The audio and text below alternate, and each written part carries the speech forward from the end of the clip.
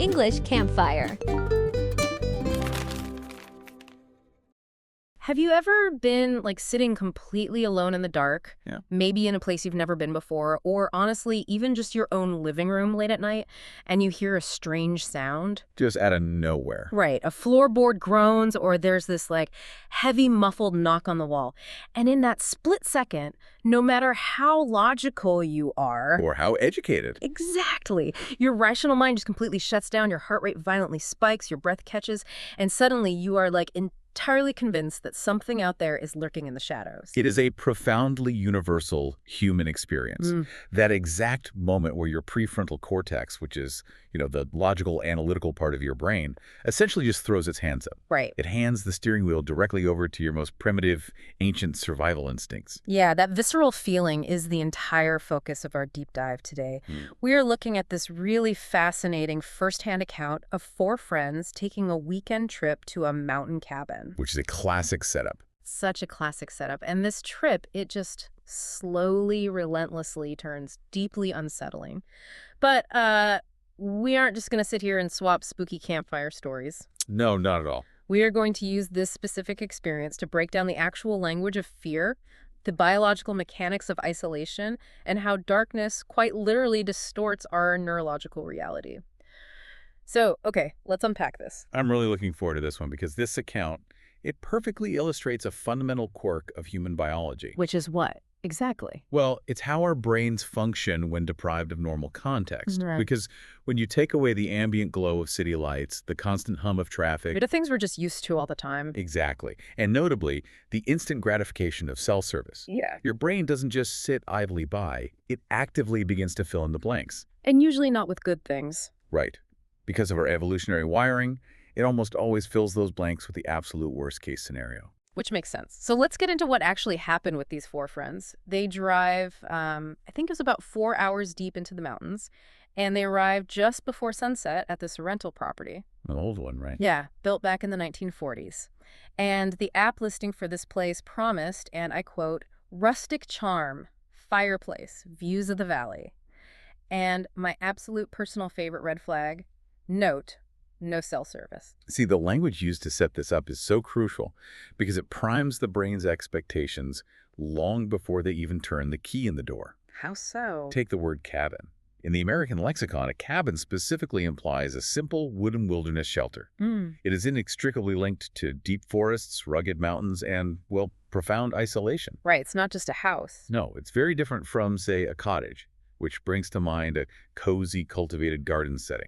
Or even a lodge, which implies a much larger, often communal or commercial space where you expect to see other people. Like a ski lodge. Exactly. No. A cabin is inherently solitary. Solitary and, according to the listing, remote, which essentially just means far from cities, towns, or literally any other human beings. Absolutely remote. But the listing also leaned heavily on the word rustic, which always makes me laugh because, rustic has such a double meaning depending on your context. For sure. When you're looking for a weekend getaway in the woods, rustic means charming, hand-hewn wooden beams and a gorgeous stone fireplace. Very cozy. But if you see rustic describing a studio apartment in the city, it usually just means it desperately needs a renovation and the water pipes probably rattle all night. It's so true.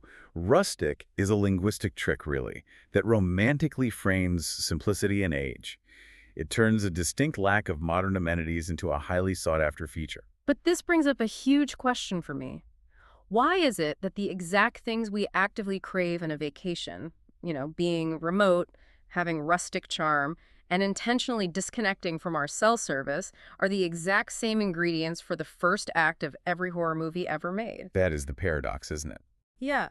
Why do we pay good money to isolate ourselves like this? If we connect this to the bigger picture, it has everything to do with how we romanticize the past when we feel overwhelmed by the modern present. Oh, that makes sense. We are constantly tethered to our technology, to the relentless news cycle, to the demands of other people. So we crave absolute disconnection as a form of neurological relief. Just to shut it all off. Right. But the great irony of modern life is that those annoying tethers are also our safety nets. When you remove cell service, you aren't just removing your boss's work emails. Right. You are actively removing your ability to call for help. Exactly.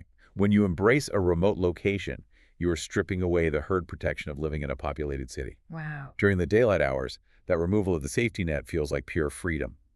But the second the sun goes down, that exact same removal leaves us incredibly vulnerable to our oldest, most primal instincts. Which leads us directly to the first night in this 1940s cabin. So it's about 2 a.m. One of the friends wakes up to a Of sound, course they do. always at 2 a.m. It's this rhythmic, back and forth groaning noise echoing through the house. And they do what anyone would do. They get out of bed, creep through the dark, and check the front and back doors to make sure they are locked tight. Naturally. Their friends are fast asleep. They look out the window. There's absolutely nothing outside but the wind and the trees. But the sound was real. And this is where we run into a really fascinating intersection of language and physics. Yeah. There's a big difference between a creak, like the babbling stream of water you might find in the woods. Right, C-R-E-K. Yes, and a creak, C-R-E-A-K, which is the low, sustained groaning sound that old wood makes when it's under intense pressure. Or just getting old. Or, crucially in this specific context, when it's experiencing severe thermal expansion and contraction from the cold mountain air. Okay, thermodynamics makes perfect sense right now, with the sun shining and us sitting here safely talking about it. But let's be honest, at 2 a.m. when you are entirely alone in pitch blackness, and your phone says, no service, It's a different story. the rational explanation of thermodynamics goes right out the window. I mean, no one is lying in bed calculating the moisture content and structural settling of 1940s timber. No, they definitely aren't. You hear a rhythmic creak, and your brain instantly screams, footsteps. You're completely right, and that's exactly how the human brain is designed to operate. Science is notoriously unhelpful when your amygdala is firing on all cylinders. Yeah, you just can't reason with it. Think of a sensory-deprived brain like a high-gain microphone. When you take away the ambient noise of a city, the brain cranks up its internal volume so high to search for threats that it actually starts picking up its own static. Wow. It begins interpreting entirely neutral stimuli as life-threatening danger. In evolutionary biology, we call this patternicity. Matternicity? Yeah, it's the tendency to find meaningful patterns in meaningless noise. From an evolutionary standpoint, if you hear a rustle in the bushes and assume it's just the wind, but it's actually a saber-toothed tiger, You die. you die. But if you assume it's a tiger and it's just the wind, You survive. exactly. Evolution strongly favors the paranoid. Oh, that makes so much sense. We survived by assuming the worst. And the friends in this account actually capture that exact psychological state beautifully. They describe the atmosphere in the cabin that night as feeling eerie. Eerie is such a precise, scientifically accurate word for that feeling. It isn't a sudden jump scare. Yeah. It isn't even dramatically terrifying. It is a highly specific, neurological liminal state. Liminal, meaning like an in-between state. Yes. If something is creepy, it's usually visible or obvious, like finding a massive spider in your shoe. Yes, very creative. If something is uncanny, it's usually formal or slightly artificial, like a wax figure. But eerie is an atmospheric state of suspension. Like waiting for the other shoe to drop. Precisely. It's the brain recognizing an anomaly, a silence that shouldn't be totally silent, a shadow that seems slightly too long, but lacking a visual threat to attach it to. So the brain just hovers in a state of exhausting high alert, desperately trying to figure out what is wrong. But finding a threat completely changes the stakes, because the brain, which is now hovering in this high alert, eerie state from a sleepless night, goes actively looking for clues the moment the sun finally comes up. It wants an answer. It really does. So in the daylight on day 2, the 4 friends decide to explore a heavily overgrown trail behind the cabin, and they stumble upon an old, leaning barn. Of course there's a barn. Obviously. And inside this barn, they find broken furniture, rusted old tools, and the wooden walls are covered in massive dark stains. Now, what really caught my eye is how they described this barn. They called it weathered and abandoned. Those are two heavily loaded, fundamentally different words. How so? Well, weathered simply means aged by the elements. A weathered barn has gray wood and peeling paint from years of sun, wind, and rain. It implies toughness. It's a purely factual, observational description. Okay, and abandoned. Abandoned is deeply psychological. It means intentionally left behind and no longer cared for. It's a ruin. Culturally and neurologically, we associate abandoned places with decay and a breakdown of the social contract. Oh, like why people love exploring creepy old hospitals. Exactly. That's why urban exploring is such a popular thrill-seeking hobby. An abandoned space makes our primitive brains uncomfortable because it signals a place where the normal rules of society no longer apply. That makes total sense. But the detail that really stuck out to the group, the thing that set off alarm bells, were those dark stains on the walls. They specifically described them as scorch marks. Marks left by intense, localized heat or fire. Right. And contextually, if you are looking at an old barn in the mountains, scorch marks have incredibly boring functional explanations. Like what? It could be an old blacksmithing tool, a gasoline generator running hot, a careless bonfire from previous renters, or a heating stove. Here's where it gets really interesting, though, because they didn't just see a barn and some old ash. They saw those scorch marks while actively suffering from the lingering paranoia of an eerie, terrifying, sleepless night. Right, their baseline was already off. Completely. The daylight discovery of the scorch marks acts as a massive psychological trap. It plants a tiny, insidious seed of dread. It gives their high-alert brains the exact narrative of danger they've been looking for. The brain finally found its tiger. Exactly. So let's look at what happens on night 2. It is 3 a.m. This time, all 4 friends wake up simultaneously to a noise above them. It is not a rhythmic creak. They specifically describe it as a heavy thud on the roof. The distinction between a creak and a thud is monumental when it comes to the physics of fear. Tell me about it. A creak is a sustained, grinding sound of pressure, but a thud is a heavy, dull impact made by something solid hitting a surface. Think about the physical mechanics implied by a thud. It requires mass, and it requires gravity or intentional downward force. Exactly. Like if you hear a bang that's sharp and loud like a loose shutter slamming in the wing. Right. And if you hear a knock, that implies intention, like someone standing at the door. But a thud, luckily above your head, on the roof, then implies something heavy, landing.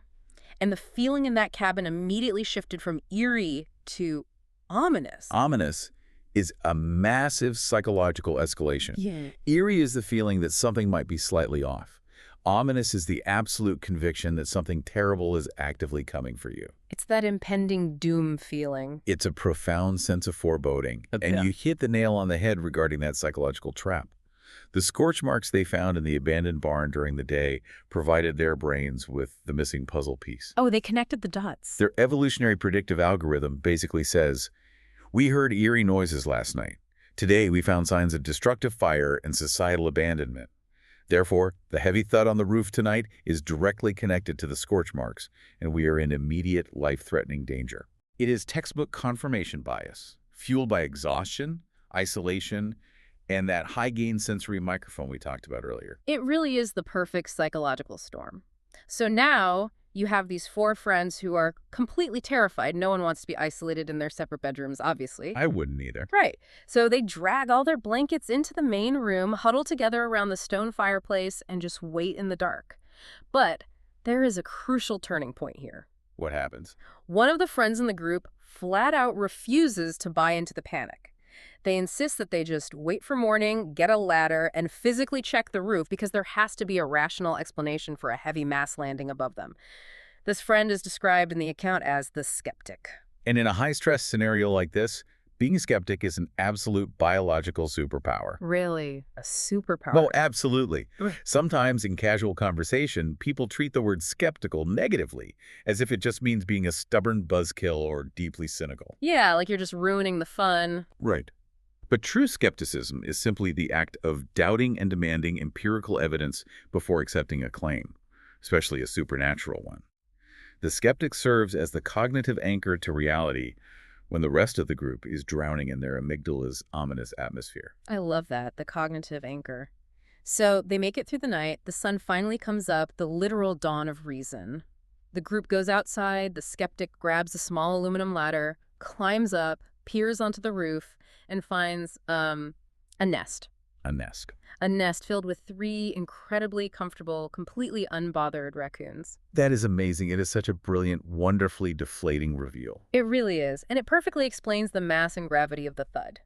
For anyone unfamiliar with the behavioral biology of North American wildlife, raccoons aren't light little squirrels. No, they are not. They are incredibly dense, muscular animals that are notoriously good at climbing and breaking into places they shouldn't be. And the most important biological fact about raccoons for this specific situation is how they evolved to avoid predators. They are strictly nocturnal. Right, meaning they sleep during the day. Yes. safely hidden away all day, and they are highly active foragers throughout the night.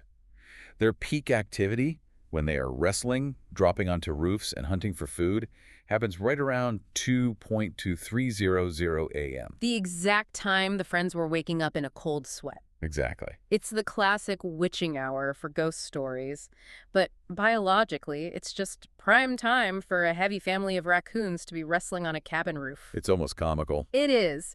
And to neatly tie up the final loose end, the skeptic actually sends an email to the cabin owners asking about the scary scorch marks in the abandoned barn. I was wondering about that. Yeah, the owners reply a few hours later, essentially saying, "Oh yeah, we used to have an old heavy-duty wood stove in there back in the 1970s.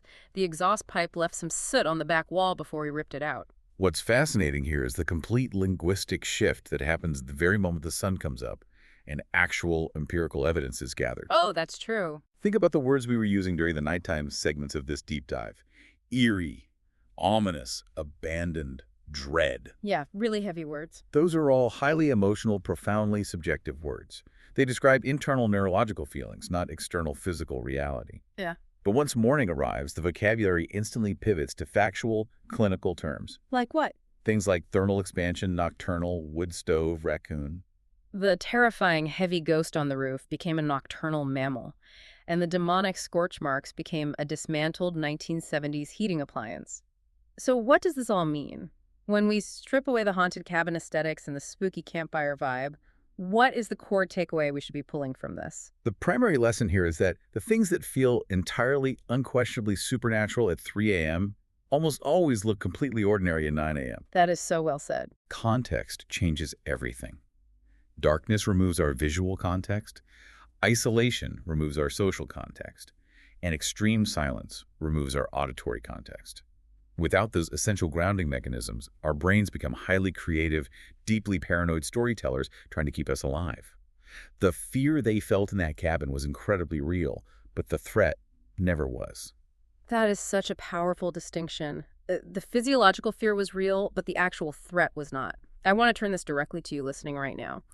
Think about the words you use in your own life when you are feeling overwhelmed or frightened or incredibly anxious about a situation. That's a great exercise. Are the words you're using actually describing the objective reality of what is happening, or are you just describing your own lack of context?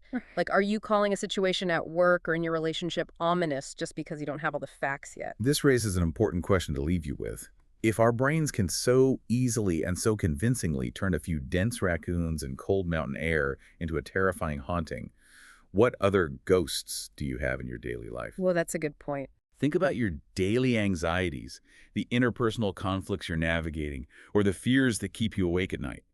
How many of those terrifying, ominous threats are actually just completely normal, mundane things waiting for a little bit of daylight and a skeptical mind to be explained away? So next time you're sitting alone in the dark and your rational mind starts to shut down because you hear a strange, heavy thud. It's breathe. Yeah, before your brain's predictive algorithm starts planning your escape from a horror movie, maybe just ask yourself if there's a 1940s floorboard expanding or a nocturnal neighbor just going about their biological business. Stay curious, stay skeptical, and we'll catch you on the next deep dive.